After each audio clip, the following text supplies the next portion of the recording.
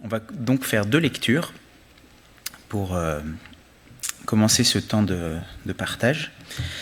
La première se trouve dans le premier livre des Rois, au chapitre 17.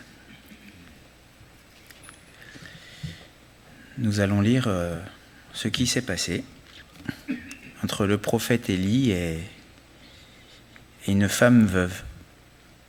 Un roi, chapitre 17, et on va lire à partir du verset 8. Alors la parole de l'Éternel lui fut adressée en ces mots. Donc c'est au prophète Élie. Lève-toi, va à Sarepta, qui appartient à Sidon, et demeure là. Voici, j'y ai ordonné à une femme veuve de te nourrir. Il se leva et il alla à Sarepta. Comme il arrivait à l'entrée de la ville, voici, il y avait là une femme veuve qui ramassait du bois. Il l'appela et dit : « Va me chercher, je te prie, un peu d'eau dans un vase, afin que je boive. » Et elle alla en chercher. Il l'appela de nouveau et dit : « Apporte-moi, je te prie, un morceau de pain dans ta main. » Et elle répondit : « L'Éternel, ton Dieu, est vivant. Je n'ai rien de cuit. Je n'ai qu'une poignée de farine dans un pot et un peu d'huile dans une cruche. Et voici, je ramasse 2 morceaux de bois, puis je rentrerai et je préparerai cela pour moi et pour mon fils. Nous mangerons, après quoi nous mourrons. » Élie lui dit : « Ne crains point, rentre, fais comme tu as dit. Seulement, prépare-moi d'abord avec cela un petit gâteau et tu me l'apporteras. Tu en feras ensuite pour toi et pour ton fils. Car ainsi parle l'Éternel, le Dieu d'Israël, la farine qui est dans le pot ne manquera point, et l'huile qui est dans la cruche ne diminuera point, jusqu'au jour où l'Éternel fera tomber de la pluie sur la face du sol. » Elle alla, et elle fit selon la parole d'Élie. Et pendant longtemps, elle eut de quoi manger, elle et sa famille, aussi bien qu'Élie. La farine qui était dans le pot ne manqua point, et l'huile qui était dans la cruche ne diminua point, selon la parole que l'Éternel avait prononcée par Élie. Amen. Et on va faire une deuxième lecture dans l'évangile de Jean, au chapitre 6, et au verset 1er. Jean, chapitre 6, verset 1er. Après cela, Jésus s'en alla de l'autre côté de la mer de Galilée, ou mer de Tibériade. Une grande foule le suivait, parce qu'elle voyait les miracles qu'il opérait sur les malades. Jésus monta sur la montagne, et là, il s'assit avec ses disciples. Or la Pâque, la fête des Juifs, était proche. Ayant levé les yeux, et voyant qu'une grande foule venait à lui, Jésus dit à Philippe : « Où achèterons-nous des pains pour que ces gens aient à manger ?» Il disait cela pour l'éprouver, car il savait ce qu'il allait faire. Philippe lui répondit : « Les pains qu'on aurait pour 200 deniers ne suffiraient pas pour que chacun en reçoive un peu. » Un de ses disciples, André, frère de Simon-Pierre, lui dit : « Il y a ici un jeune garçon qui a 5 pains d'orge et 2 poissons. Mais qu'est-ce que cela pour tant de gens ?» Jésus dit : « Faites-les asseoir. » Il y avait dans ce lieu beaucoup d'herbes. Ils s'assirent donc, au nombre d'environ 5000 hommes. Jésus prit les pains, rendit grâce et les distribua à ceux qui étaient assis. Il leur donna de même des poissons autant qu'ils en voulurent. Lorsqu'ils furent rassasiés, il dit à ses disciples : « Ramassez les morceaux qui restent, afin que rien ne se perde. » Ils les ramassèrent donc, et ils remplirent 12 paniers avec les 12 morceaux qui restèrent des 5 pains d'orge, après que tous eurent mangé. Ces gens avaient vu le miracle que Jésus avait fait. Les gens ayant vu le miracle que Jésus avait fait, disaient : « Celui-ci est vraiment le prophète qui doit venir dans le monde. » Amen. Donc on a vu et on vient de lire 2 miracles. Et ce qu'il y a de commun dans ce miracle, c'est que dans ces 2 miracles, c'est qu'on voit que Dieu va multiplier de la nourriture. Bon, c'est tout simple, hein. Mais d'un côté, il va multiplier des pains et des poissons. D'un autre côté, il va multiplier de la farine et de l'huile. Et puis on voit qu'il va bien multiplier. Hein, c'est pas une petite multiplication x2 ou x3. Là, c'est dans un roi, on voit qu'il restait une poignée de farine et un peu d'huile. Une poignée de farine, c'est pas beaucoup, hein. Et on voit qu'ils ont mangé pendant tout le temps de la famine, elle, sa famille et Élie. Alors bon, je ne suis pas un pro en économa, hein, je ne sais pas combien ça fait de farine et d'huile, mais ça doit en faire pas mal. Hein. Et puis on voit que la famine, il nous est dit, je crois que c'est dans Jacques, qu'elle a duré 3 ans et demi. Alors bon, il n'est pas arrivé au début de la famine, mais quand il est arrivé, il y a eu quand même bien une année facile. On voit la multiplication. C'est pas un peu, c'est multiplié par 1000, par 10 000, par 1 million, je ne sais pas. Dans Marc, on voit qu'il y avait 5 pains et 2 poissons. Et de l'autre côté, il y avait 5000 hommes. Alors je ne sais pas, imaginez, on fait un banquet de 5000 personnes, c'est 5000, sans les femmes et les enfants.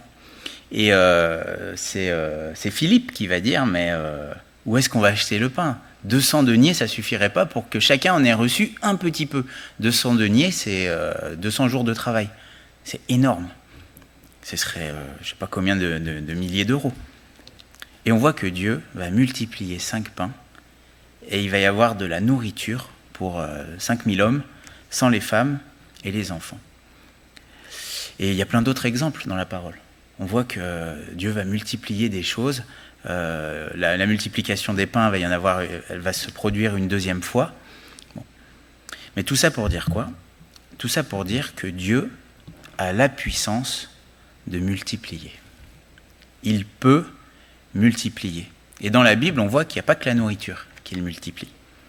Par exemple, dans Jude, au chapitre 1er, verset 2, c'est écrit que la miséricorde, la paix et la charité ou l'amour vous soient multipliés. Il nous est parlé d'amour, de paix, de miséricorde, multipliés. Eh oui. Ouais, j'ai envie de dire, combien de quantités de paix avez-vous ? Combien de quantités d'amour ?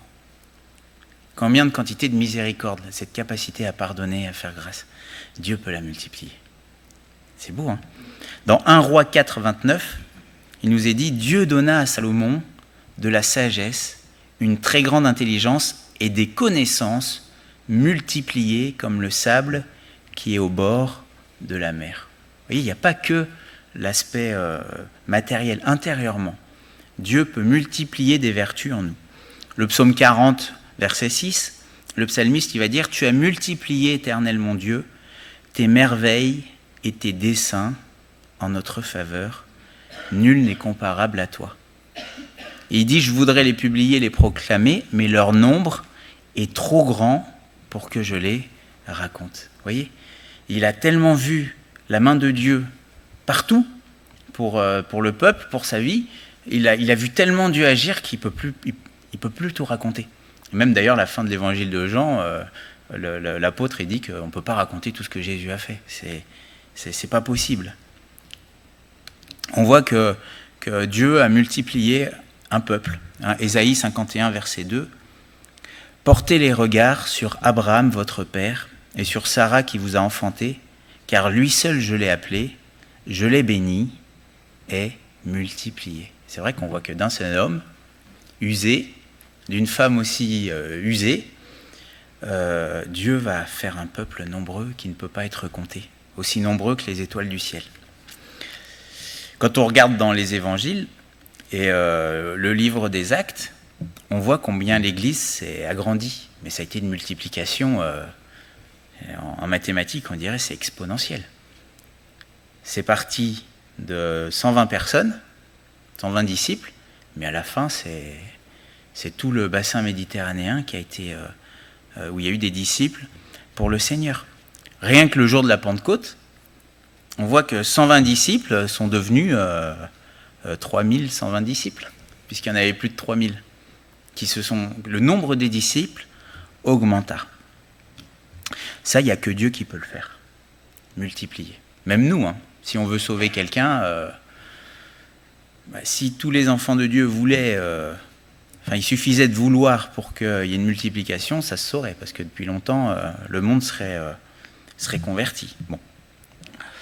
En tout cas, ce qui est sûr, c'est que l'homme, lui, il n'a pas la possibilité de multiplier. Si on reprend l'image de la nourriture, vous savez, hein, l'une des premières lois de physique qu'on apprend à l'école, c'est que rien ne se perd, tout se transforme. C'est-à-dire qu'on peut prendre quelque chose, on peut le transformer, mais on ne peut pas créer. C'est impossible. C'est que de la transformation. Le seul qui soit capable de créer et de multiplier, c'est Dieu. Et encore, multiplier, c'est rien. Parce que quand on regarde la création, Dieu a créé le monde à partir de rien. C'est même pas de la multiplication. C'est écrit dans Hébreux 11 que nous croyons que ce qui se voit, le monde a été créé par la parole de Dieu. C'est-à-dire que juste la puissance de sa parole suffit à créer quelque chose. Il y a un psaume qui dit « Il ordonne et la chose existe, arrive. Il dit, la chose existe, il ordonne et elle s'accomplit. » On voit qu'il suffit à Dieu de parler. Donc multiplier, j'ai envie de dire, certains disent wow, « quel miracle !» En fait non, c'est beaucoup plus simple que créer le monde pour le Créateur. Et de cela, il y a un enseignement, c'est que si Dieu est capable de multiplier quelque chose, ça veut dire qu'en fait, avec peu, il peut faire beaucoup. Oui, c'est la multiplication. J'ai pas besoin de grand-chose à partir du moment où je peux multiplier. Et c'est vrai que pour Jésus, il n'a pas fallu grand-chose pour nourrir une foule. Il a fallu 5 pains et 2 poissons. En fait, il a fallu ce qu'il avait entre ses mains pour nourrir tout le monde. Et ça, il faut le comprendre.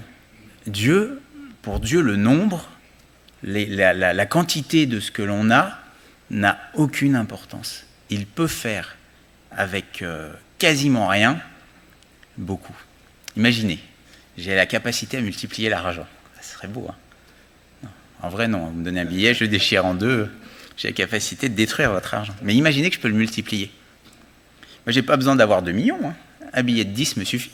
Si je le multiplie, et puis je multiplie encore, là, je multiplie par 100 000, j'ai le résultat, puisque je multiplie. J'ai pas besoin de beaucoup.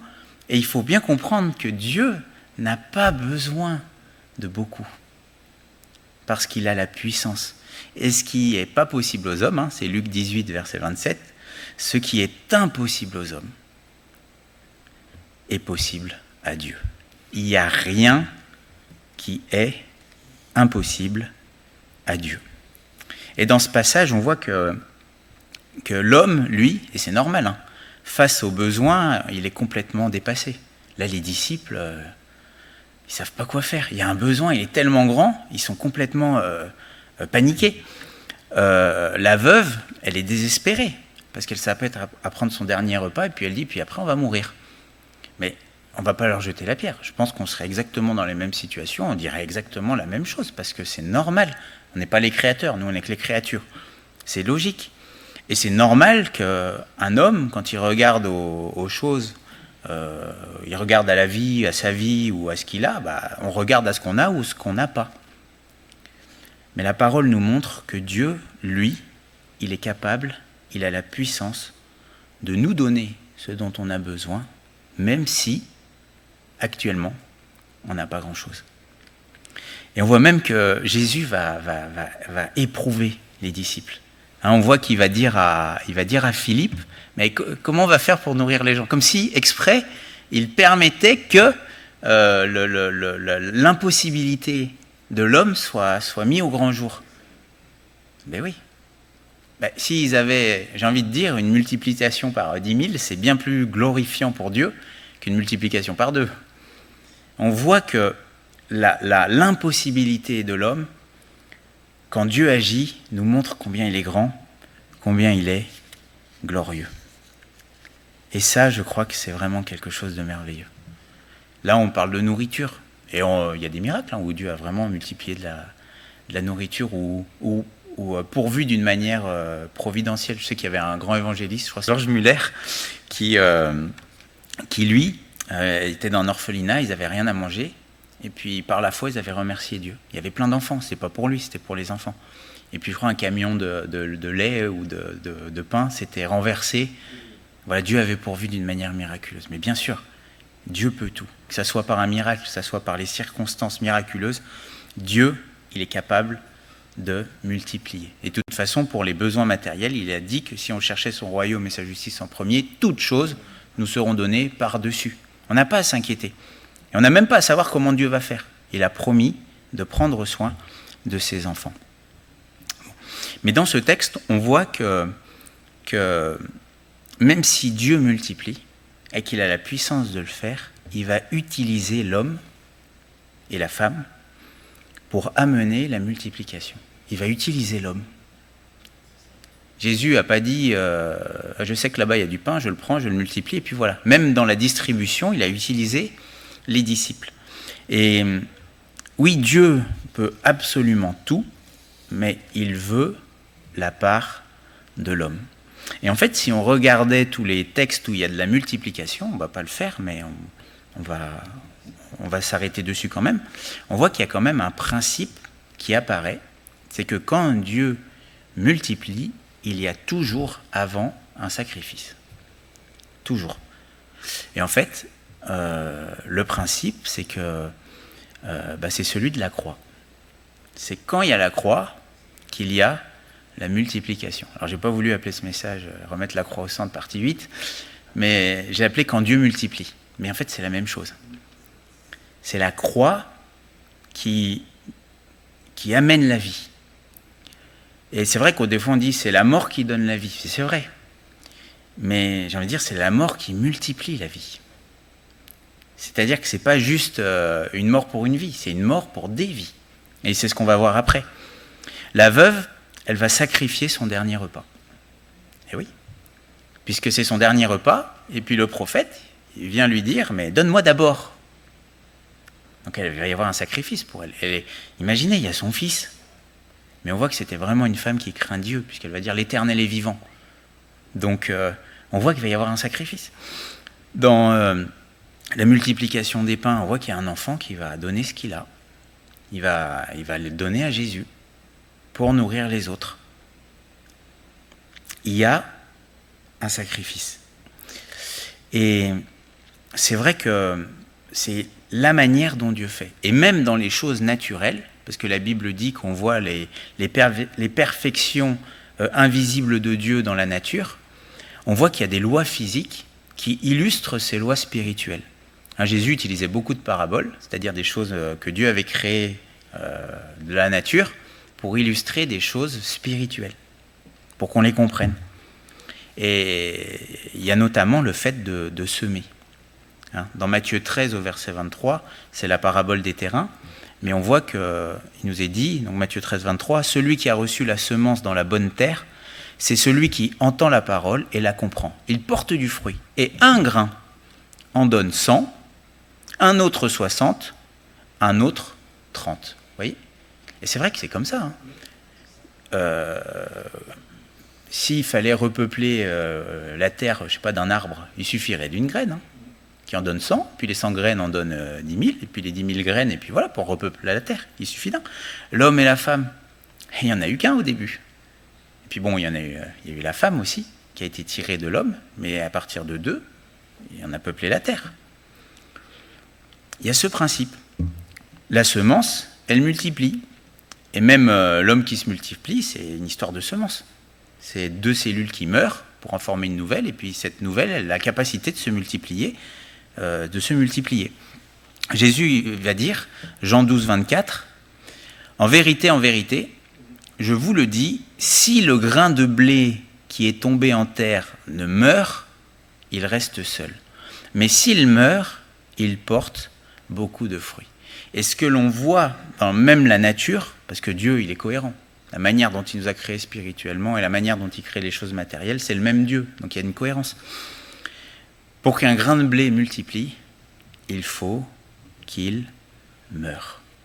Pour qu'il y ait une multiplication de quelque chose, il faut que cette chose soit perdue pour qu'elle soit ensuite multipliée. En fait, c'est la mort, et là on va en parler, la mort à soi surtout, qui a cet effet de multiplication. C'est comme ça. C'est la méthode de Dieu. Quand on regarde comment est-ce que l'Église va se multiplier, si on regarde bien, si on retourne dans Jean 12, justement le contexte où il nous est dit que le grain de blé va mourir, dans Jean 12, il nous est dit, verset 20, quelques Grecs du nombre de ceux qui étaient montés pour adorer pendant la fête s'adressèrent à Philippe de Bethsaïda en Galilée et lui dirent avec instance : « Seigneur, nous voudrions voir Jésus. » Philippe alla le dire à André, puis André et Philippe le dirent à Jésus. Jésus leur répondit : « L'heure est venue où le Fils de l'homme doit être glorifié. En vérité, je vous le dis, si le grain de blé qui est tombé en terre ne meurt, il reste seul. Mais s'il meurt, il porte beaucoup de fruits. Celui qui aime sa vie la perdra, et celui qui hait sa vie dans ce monde la conservera pour la vie éternelle. Si quelqu'un me sert, qu'il me suive. Et là où je suis, là aussi sera mon serviteur. Si quelqu'un me sert, le Père l'honorera. » Et là, c'est juste le moment avant qu'il aille à la crucifixion. Donc quand Jésus parle du grain de blé qui tombe en terre, qui demeure seul, et que par contre s'il meurt, il porte beaucoup de fruits, il parle de lui. Et ensuite, il parle de ses disciples qui doivent le suivre, puisque là où est le maître, là aussi est son serviteur. Donc on voit qu'il y a des Grecs qui viennent. Imaginez, il y a une porte qui s'ouvre, un champ de mission. Les Grecs, ils étaient bien plus nombreux que les Juifs à l'époque. Et en plus, c'est pas Jésus qui va les chercher, c'est eux qui viennent chercher Jésus. Alors là, il y en a beaucoup qui disent « Alléluia, ça y est, la porte, nouveau champ de mission ». Mais Jésus dit non, parce que c'est pas sa méthode. Jésus, il voulait mourir. Et quand il est mort, eh bien, le grain de blé a été mis en terre, il est mort. Et qu'est-ce qui s'est passé ? Il est ressuscité. Mais il n'est pas ressuscité tout seul. Parce que la vie qu'il avait, la vie de l'esprit, il l'a communiquée à ses disciples. Parce que si on regarde les disciples avant la crucifixion, on voit que le travail n'était pas achevé. Il y en a un qui veut faire descendre le feu, il y en a deux qui veulent faire descendre le feu sur des Samaritains. Bon, vous voyez, l'amour, la grâce, la miséricorde, c'était pas encore très très multiplié là. Ils n'étaient pas dans le même état d'esprit que Jésus. Pierre va s'opposer à Jésus, jamais cela ne t'arrivera, il va s'opposer à la croix. Bon, lui, il n'avait pas non plus compris ce qu'était la pensée. En fait, on voit que les disciples, pendant la scène, la grande question qui les travaille, c'est qui est le premier, qui est le plus grand, alors que Jésus, il est en train d'instituer le repas. Vous voyez, bon, je pense que Jésus ne voulait pas multiplier ce genre de disciples-là. Ça ne l'intéressait pas. Ce qu'il voulait, c'était des disciples comme lui, qui étaient animés de la même vie qu'il avait. Et pour que cette vie soit transmise, il a fallu qu'il meure, parce que c'est la méthode de Dieu. C'est comme ça qu'il fait. C'est par la croix. Et au final, c'est ce qui s'est passé. La mort de Jésus a fait qu'il est ressuscité, que cette vie a été communiquée.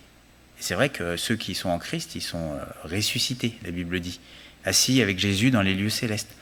Et puis on voit que les premiers disciples, ils sont aussi morts à eux-mêmes, quoique certains sont morts aussi comme le Maître. Étienne, par exemple. Et puis, parce qu'ils ont été morts à eux-mêmes, ils ont fait d'autres disciples. Et puis on voit en fait, il y a Étienne qui est mort à lui-même. Et puis après Étienne, il y a Paul. Et puis Paul, il est allé voir les Grecs. Vous voyez ? Donc Jésus a béni les Grecs. Mais il les a pas atteints sans la croix. La croix, c'est le moyen pour que Dieu multiplie. Sans la croix, il n'y a que la solitude. Avec la croix, il y a la multiplication. Et Jésus dira, Luc 9, 23, puis il dit à tous, « Si quelqu'un veut venir après moi, qu'il renonce à lui-même, qu'il se charge chaque jour de sa croix et qu'il me suive. » La croix, c'est le renoncement à soi. C'est ça la mort à soi. Porter la croix, c'est pas parce que vous prenez un morceau de bois que vous allez dessus, ça va rien changer. C'est pas ce que Dieu vous demande. Ce que Dieu vous demande, c'est de renoncer à vous-même. C'est ça la mort. En d'autres mots, c'est le renoncement de sa volonté, c'est obéir à Dieu. Et Jésus, s'il va prendre la croix, quand il priera, il dira « Non pas ma volonté, mais la tienne ». Donc si Jésus a pris sa croix, c'est qu'il renonçait à lui-même. Jésus a renoncé à sa vie pour obéir à Dieu, quoi que ça coûte. Et parce qu'il l'a fait, alors ça a produit la vie en nous. Et bien c'est ce qu'on a vu. En fait, on voit que ces textes, l'homme n'a absolument rien fait pour multiplier. La seule chose que l'homme a fait dans toutes ces histoires, c'est qu'ils ont obéi. C'est la seule chose qu'ils ont fait. Et ils ne se sont pas dit, on va faire comme ça. Ils ne se sont pas dit, ah bah tiens, peut-être que... Ils ne se sont même pas mis à prier. Enfin, il n'y a que Jésus qui a rendu grâce. Mais ils ont obéi. La veuve, enfin, on voit que Élie fait ce que Dieu lui demande, puis il parle à la veuve, de la part de Dieu, la veuve fait ce que Élie demande, et en fait, il y a la multiplication. En fait, ça se fait... C'est Dieu qui multiplie en réponse à l'obéissance. Et puis pour la multiplication des pains, c'est exactement la même chose. Et ça, on le voit partout dans la Bible. On voit l'exemple aussi, j'avais noté, pour vraiment mettre le dernier coup de marteau pour enfoncer le clou, c'est dans Genèse 22, vous savez, on a vu qu'Abraham, il a été multiplié. Mais quand est-ce que Dieu a décidé qu'il se multiplierait ? Eh bien, c'est quand il a obéi jusqu'à même offrir son fils. Hein, on peut lire quand Dieu l'en empêche, hein, parce que c'était qu'un test pour Abraham. Mais on voit que le test a quand même produit quelque chose. Hein, il n'y a pas eu la mort, mais c'est comme si elle y était, puisqu'il était prêt à renoncer à son fils pour Dieu. Mais il était tellement prêt à renoncer pour son fils pour Dieu qu'au final, comme il avait la promesse, pour lui, il croyait même à la résurrection avant même qu'il n'y en ait aucune qui se produise. Tellement il avait la foi, Abraham. Hein, parce qu'attention, Dieu ne lui a pas demandé cela comme ça, il lui avait fait une promesse. Genèse 22, verset 12, l'ange dit « N'avance pas ta main sur l'enfant et ne lui fais rien, car je sais maintenant que tu crains Dieu et que tu ne m'as pas refusé ton fils, ton unique. » Vous voyez, il n'a rien refusé à Dieu. Il avait renoncé à lui. Abraham leva les yeux et vit derrière lui un bélier, retenu dans un buisson par les cornes. Et Abraham alla prendre le bélier et l'offrit en holocauste à la place de son fils. Là, ça nous parle de Jésus, l'agneau de Dieu qui allait sur la croix pour nous. Abraham donna à ce lieu le nom de Jéhovah-Jireh. C'est pourquoi l'on dit aujourd'hui, à la montagne de l'Éternel, il sera pourvu. L'ange de l'Éternel appela une seconde fois Abraham des cieux et dit, je le jure par moi-même. Alors là, c'est même plus une promesse, c'est un serment. Parole de l'Éternel, parce que tu as fait cela, que tu ne m'as pas refusé ton fils, ton unique, je te bénirai et je multiplierai ta postérité comme les étoiles du ciel et comme le sable qui est au bord de la mer, et ta postérité possédera la porte de ses ennemis. Voilà, la mort, le sacrifice de sa volonté. Parce qu'au final, ce que Dieu voulait, c'était la volonté d'Abraham, c'était pas son fils. Mais la mort à soi a amené la multiplication. Et bien de la même manière, si je veux que dans ma vie, les bénédictions, le salut des âmes, si je veux que ces vertus intérieures prospèrent, en fait, je dois mourir à moi-même. En d'autres mots, je dois obéir à Dieu. C'est tout. Et en fait, on voit que quand Dieu nous demande quelque chose, c'est pour notre bien. Dans Ésaïe 48, verset 17, il nous est dit ceci, Dieu parle à son peuple, Ésaïe 48, 17, « Ainsi parle l'Éternel, ton Rédempteur, le Saint d'Israël. Moi, l'Éternel, ton Dieu, je t'instruis pour ton bien, je te conduis dans la voie que tu dois suivre. Oh, si tu étais attentif à mes commandements, ton bien-être serait comme un fleuve, et ton bonheur comme les flots de la mer. Ta postérité serait comme le sable, etc. » On voit, oh, si tu étais attentif à mes commandements. Et là, on voit ton bien-être, le bonheur, serait comme les flots de la mer. Mais c'est évident. Plus j'obéis à Dieu, plus je fais ce que Dieu me demande, plus il y a le bonheur. Et moins je refuse, eh bien, moins il y a de bonheur. Je reste à l'état où je suis. Il n'y a rien qui augmente. Et bien des fois, en réalité, quand on désobéit à Dieu, quand on refuse certaines choses pour Dieu, certaines passions, et oui, si Dieu nous demande de sacrifier quelque chose, une activité, mais ce n'est pas pour notre mal, c'est pour notre bien, c'est parce qu'il veut qu'on multiplie. Des non-pardons, mais si Dieu nous demande de pardonner, c'est pas pour notre mal, c'est pour notre bien. Eh oui. Mais il y a des personnes, parce qu'elles ne veulent pas pardonner, parce qu'elles ne veulent pas renoncer à ceci ou cela, ou à renoncer à... Ils ne veulent pas perdre la face, eh bien ils restent où ils en sont. Et voire même, des fois, ça va dans l'autre sens. Ça va de moins en moins bien. Parce qu'on voit aussi que Dieu, il est capable d'enlever ce qu'il a donné. Et il sait faire la multiplication, il sait faire aussi la division. Voilà. Des fois, refuser de perdre une relation auquel on tient, ça on le voit des fois. Et oui, des fois il y a des relations, elles ne sont pas bonnes. Les mauvaises compagnies corrompent les bonnes mœurs. Et bien, ça. Comment on voit des fois des jeunes qui, parce qu'ils ne veulent pas obéir à Dieu par rapport à une relation, ils s'égarent. En fait, si Dieu nous demande quelque chose, même si ça coûte, c'est pas pour qu'on perde, c'est parce que Dieu veut multiplier et amener une bénédiction. Et ça, c'est concret. En fait, tous les domaines de notre vie, on peut appliquer ce principe. J'ai noté, par exemple, un couple. Eh oui, les couples. Comment est-ce que dans un couple, la bénédiction se multiplie ? Vous voyez, un couple, ça peut être béni, ça peut être très béni, ça peut être très, très, très béni. Vous voyez ? Et je crois que le but de Dieu, c'est que le couple soit une source de bénédiction, c'est qu'on soit heureux. L'homme et la femme, il ne nous a pas créés pour qu'on soit malheureux, il nous a créés pour qu'on soit heureux. Mais qu'est-ce qu'il faut pour qu'un couple prospère, pour qu'il soit heureux, qu'il soit très heureux, qu'il soit très, très, très heureux ? Eh bien, il faut la croix. Il faut que les deux personnes meurent à eux-mêmes. Et malheureusement, quand il n'y en a qu'un qui meurt soit que l'autre ne veut pas, c'est compliqué aussi. Ça ne marche pas. Et oui, un couple, c'est quoi ? C'est deux célibataires qui meurent à leur vie de célibataire pour former quelque chose de nouveau qui s'appelle un couple. Et oui, vous savez, un couple, ce n'est pas deux célibataires ensemble.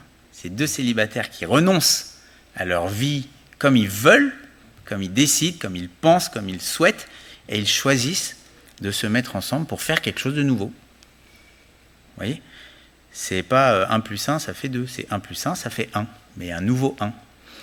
Mais c'est sûr. Imaginez si y a pas la croix. Prenons l'aspect de la croix, c'est se sacrifier pour l'autre. Il y a de l'égoïsme.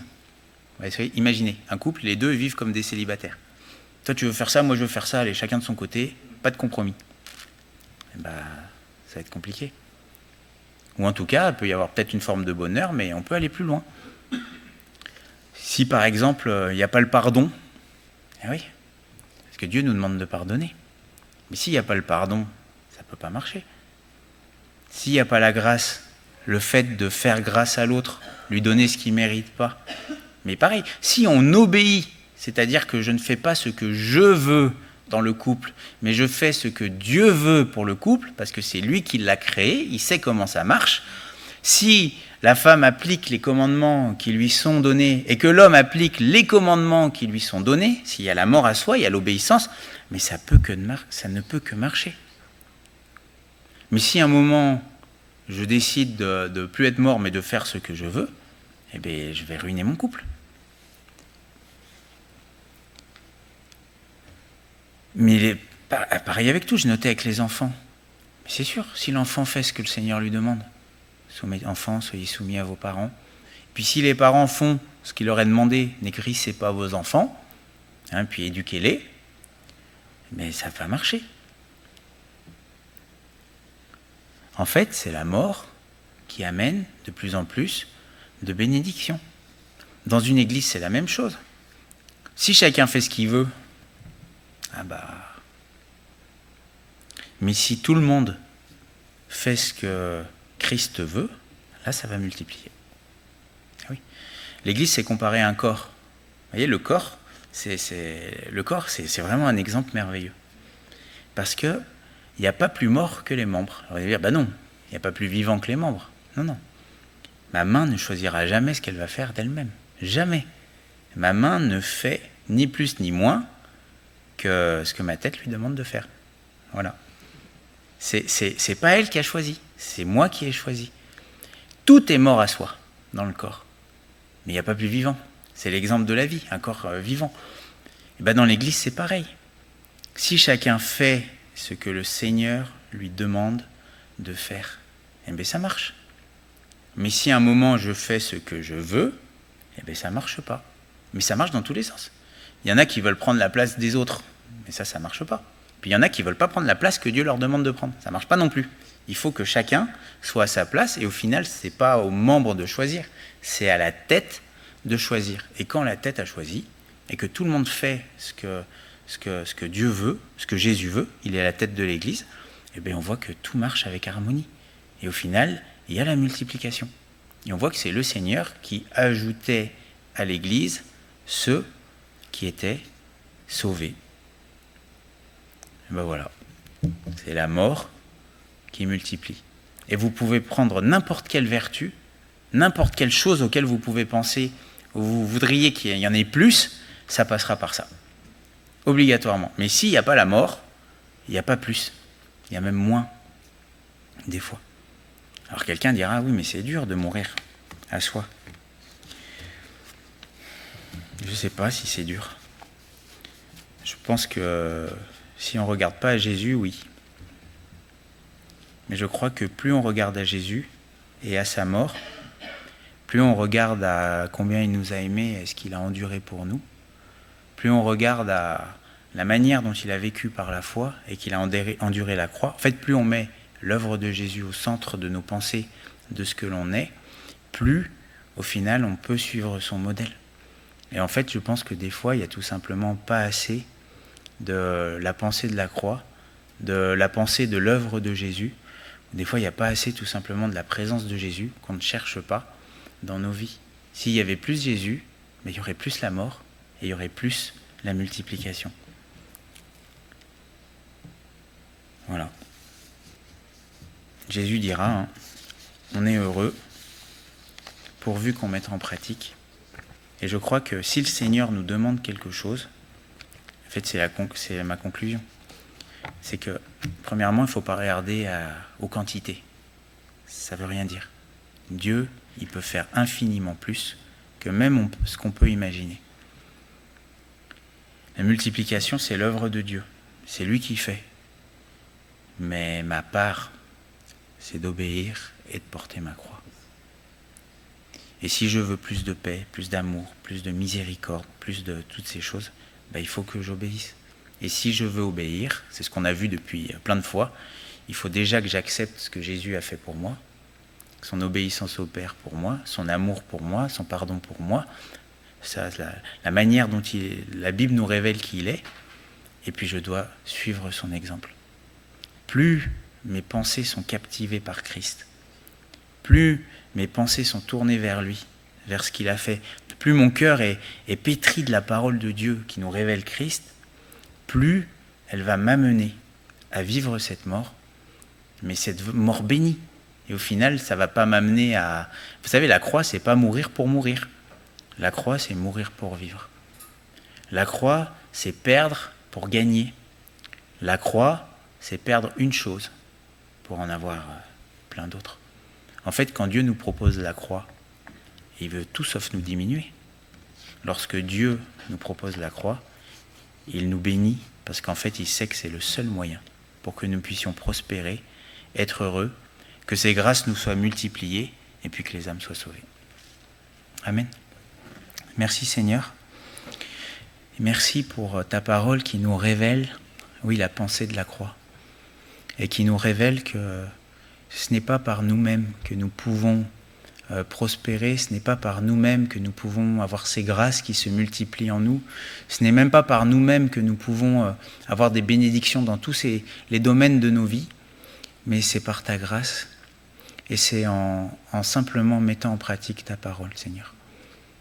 Et c'est vrai que je te prier afin que nous, chacun d'entre nous, chacune des personnes qui entendra ce message, Seigneur, puisse avoir cette pensée de la croix dans son cœur et puisse avoir les yeux tournés vers Jésus-Christ et vers le sacrifice qu'il a fait pour nous et qui nous montre aussi l'exemple à suivre.